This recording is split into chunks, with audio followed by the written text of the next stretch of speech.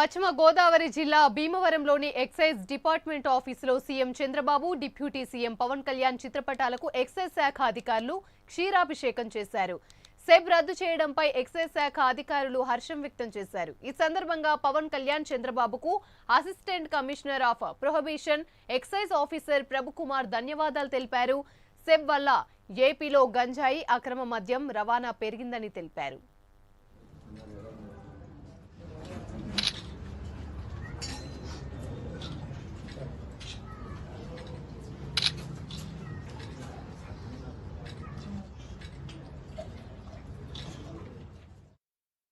పనిచేసినటువంటి ప్రతి ఒక్కరికి కూడా ఒక పండుగ రోజు కింద భావిస్తున్నాం.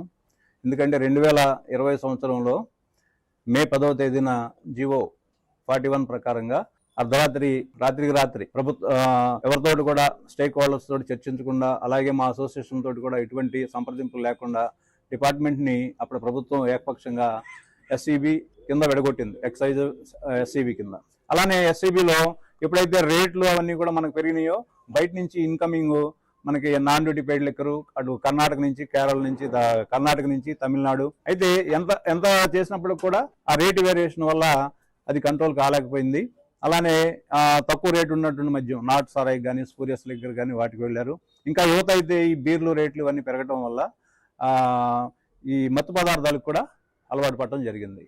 తక్కువ రేటుకు వస్తున్నటువంటి ఈ గంజా సిగరెట్లు అవి 50 రూపాయలకి, 10 రూపాయలకి వస్తుండడం వల్ల వాటికి ఆకర్షితమయ్యి అటు వెళ్ళడం జరిగింది. తర్వాత ప్రభుత్వం రాగానే మాకు ఇబ్బందులన్నీ కూడా చెప్పుకోవడం జరిగింది.